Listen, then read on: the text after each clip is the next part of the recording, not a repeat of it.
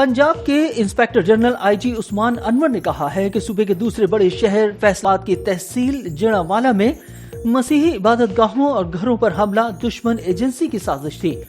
लाहौर में press conference से खिताब करते हुए आईजी पंजाब उस्मान अनवर ने कहा कि जिणावाला में चंद शरपसंदों ने मसीही इबादत गाहों और उनके घरों को नुकसान पहुंचाया। उन्होंने कानून अपने हाथ में लिया, ताहम कोई असमत दरी नहीं हुई और कोई जानी नुकसान नहीं हुआ।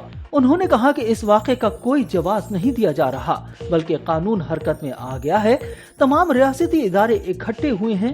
वज़ीर आज़म और वज़ीर आला पंजाब अपने तमाम इंतजामिया के साथ वहां गए, मुतासरीन को पैसे दिए और इबादत गाहों को पहले से बेहतर बनाया गया है। आईजी पंजाब ने कहा कि पुलिस के लिए नामजद मुल्ज़िमान को सामने लाकर मुकदमा खत्म करना बहुत आसान था, लेकिन क्योंकि हमें इस मामले के पस मंजर का अंदाजा था, इसलिए हमने इसके ताने बाने मिलाने की कोशिश की। उनका कहना था कि सरगोदा के एक गांव में भी इस तरह का एक वाकया हुआ। वहां कुरान का एक पारा जलाकर मस्जिद के बाहर फेंका गया। पूरे मुल्क में आग लगाने की कोशिश या साजिश की गई। उन्होंने कहा कि लोगों के शुक्रगुजार हैं कि उन्होंने इस गुस्ताखी के बावजूद मसीही भाइयों के लिए अपने घर पेश किए। वो उनके घरों के आगे पारे लेकर खड़े हो गए।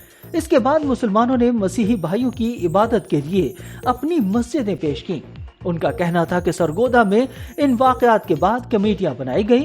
इस टीम ने मालूम किया कि ये पारे कहाँ छपे, कहाँ बिकते हैं। वहां से ये पारे खरीदने वालों की वीडियोस हासिल की गई। इन कमेटियों ने मालूम कर लिया कि इन वाकयात में मुलव्विस लोग कौन थे। इन्हें गिरफ्तार किया गया। जब मजीद तहकीकात की गई तो मालूम हुआ कि एक दुश्मन एजेंसी से उनके रवाबित हैं।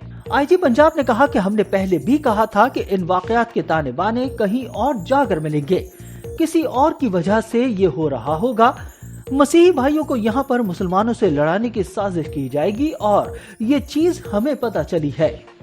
उन्होंने कहा कि वो शख्स जिसकी ये लिखाई थी, जहाँ ये लिखा गया और जहाँ ये बेहुरमती की गई, हमने उन तीनों लोगों को भी गिरफ्तार कर लिया है। इस तरह से सरगोदा और फैसलाबाद जिणावाला वाक़े में मुलव्विस तीनों मुल्ज़िमान को गिरफ्तार कर दिया गया है। सरगोदा के डीपीओ साहब ने और आरपीओ साहब ने टीमें बनाई और उस टीम ने सबसे पहला काम ये किया कि मालूम किया कि ये सिपारे कहाँ छपे। ये सिपारे जहाँ छपते हैं उसके साथ उन्होंने मालूम करना शुरू किया कि ये सिपारे कहाँ बिकते हैं।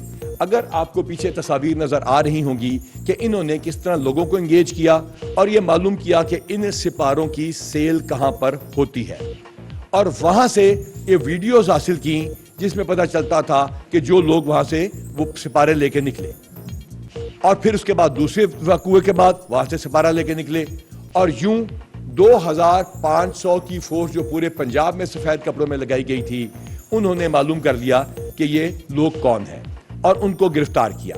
और उनको गिरफ्तार करने के बाद आरपीओ साहब ने इसकी साइबर इवैल्यूएशन की तो पता चला कि एक होस्टाइल इंटेलिजेंस एजेंसी से इनके लिंक्स मिलते हैं।